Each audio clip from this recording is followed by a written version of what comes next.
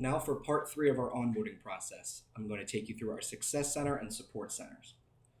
So to get there, you would click your name, Success Center. So what this does is this brings you into our content library.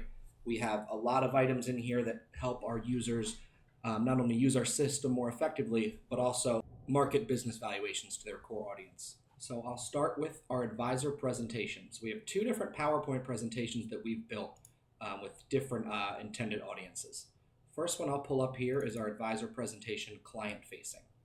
So what this is designed for is it's created for any of our users who are approaching a business owner about why they should understand the value of their business and why business valuation is so important to them.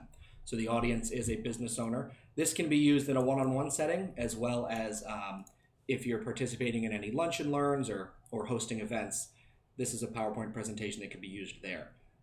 Many of the items in our Success Center have space at the end for you to brand them to yourselves. So you can put your name, your firm's name, any logos you'd like, just to make the presentation even more personal. The other PowerPoint presentation that we'll look at is our colleague-facing one.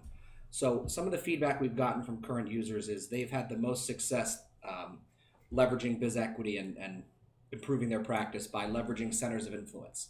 So this PowerPoint starts out the same as the client-facing one, but the intended audience here would be somebody who works with business owners. So if you're in the insurance field, maybe you would present this to an accountant. If you're an accountant, you might present this to a wealth advisor. So this goes through a little bit of our system and also covers why business valuation is so important, and then some success stories here at the end.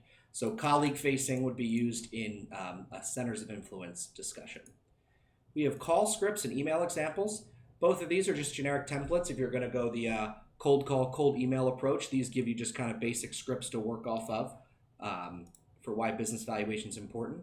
Our marketing slicks are some of our most popular items. The one I see the most in the wild is this top 10 reasons for a business valuation. And just like that PowerPoint presentation, we've left space down here so you can brand this to yourself. So if you have a PDF editor, you can save this, add your contact information, your logo, whatever you feel is necessary. The other item I see a lot is our now offering business valuation. So this one's sort of to the point, especially if you're new on our system, just letting the world know and letting your audience know that you're now, capable of running business valuations. Just sort of gets the word out there. Our client-facing materials, what we get asked for the most is this fact finder. So this is our entire 7-step process inside of a PDF. So this is all the information you need to accurately run a business valuation. This is used in situations where maybe a business owner did not want to click on a smart link, but they want to go through and provide all the info. Once this gets filled out, you can then log in as yourself and type all the information in. I've also seen this used in this scenario if a business owner is coming in for a meeting, sending this to them prior, saying, hey, if you'd like to get an accurate value of your business, these are all the piece of information I would need answered. We have a preliminary valuation checklist. As I mentioned earlier, a lot of our users will leverage local chamber of commerces and go to lunch and learns and maybe host events. This gives you a way of almost pre-qualifying any people that come to any events you host before you reach out for a more formal valuation. Over here in sample reports, these are all generically branded samples with, we have a few different sizes of businesses, a couple different industries. The only drawback to these samples is they do carry generic branding.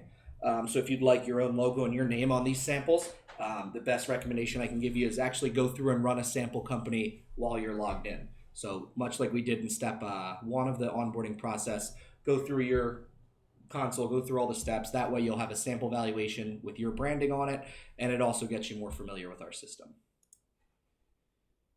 Client-facing videos. We have 2 short videos, both under 60 seconds. They're animated, just talking about why business valuation is important. I see these a lot in people's email signatures and attached to email marketing campaigns that I've seen.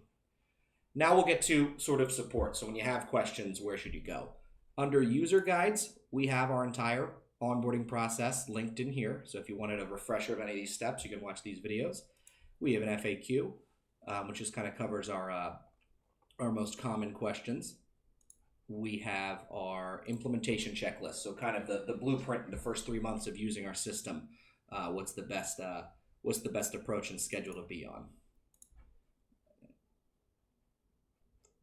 Now, over here in white papers, if you're someone that's a little more analytical and you're looking to learn more about business valuation, these white papers are fantastic. They're written by our Chief Valuation Officer, Scott Gabehart. Some of them are very detailed about why valuation, why it's important and what some key factors to it are. We also have some items written by some of our salespeople as well. So how to leverage centers of influence. And then the last item I'll show you is over here on the right. So it's our support center. So no matter where you are in our system, the supports inside of the Success Center, the support center is going to be over here on the right. This is sort of your first step for customer support questions. So it is a keyword searchable database. If you type in, keywords that you're looking for, you'll pull up any answers that have those words attached to them. Some of the answers are pretty detailed and go into a little bit about valuation. Some of them are a little bit more, short and to the point. So if you have a generic question, more than likely it can be answered within the support center. Beyond that, if you have a question that's not covered in here, or you want a further explanation, you can click this Contact Us button. This would connect you with me, and I can handle those questions from there. And if you do have questions that get into business valuation, so really specific questions about the numbers that you've run for companies, I would connect you with one of our valuation specialists. In that case, they would like to look over the financials, take a look at the work you've done, and either schedule a call or help you out via email from there. One other thing I will cover is, we talked about it a little bit in the beginning, but where the smart link is. So clicking your name, user profile. So if you have billing information attached, you can update that here. But your smart link is very specific to you. So if you're going to send a link to a business owner to have them fill out a valuation, it's imperative that you use your unique smart link. If you don't use your link, our system doesn't know where to put that company's information and it won't be visible to you. So make sure you're using your unique smart link. Some places that I've seen people place this other than just sending them to individual business owners is I've seen them in people's LinkedIn profiles. I've seen them in email signatures.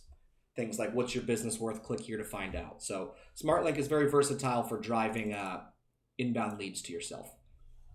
And that is all we have for the onboarding process. Thank you very much for watching today, and I look forward to working with you. Have a great day.